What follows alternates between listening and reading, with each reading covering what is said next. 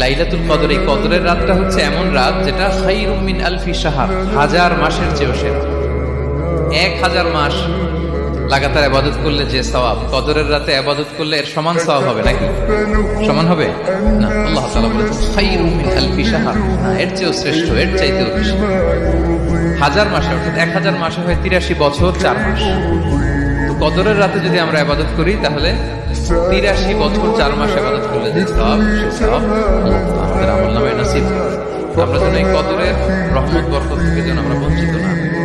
রাসূল সাল্লাল্লাহু আলাইহি ওয়াসাল্লামকে সান্ত্বনা দেওয়ার জন্য দেখে নবী আপনি চিন্তিত হবেন না। মানে ইসরায়েলের অনেক লোক 1000 বছর হায়াত পেয়েছে, শত শত বছর ইবাদত করেছে, জিহাদ করেছে, তারা হায়াত পেয়েছে বেশি কিন্তু তারা কদর পায়নি। আর আপনার উম্মতকে আমি হায়াত দিয়েছি কম কিন্তু তাদেরকে কদর দিয়েছি। সুবহানাল্লাহ। লাইলাতুল কদর দিয়েছি, যে কদরের রাত 1000 মাসের চেয়েও সেরা।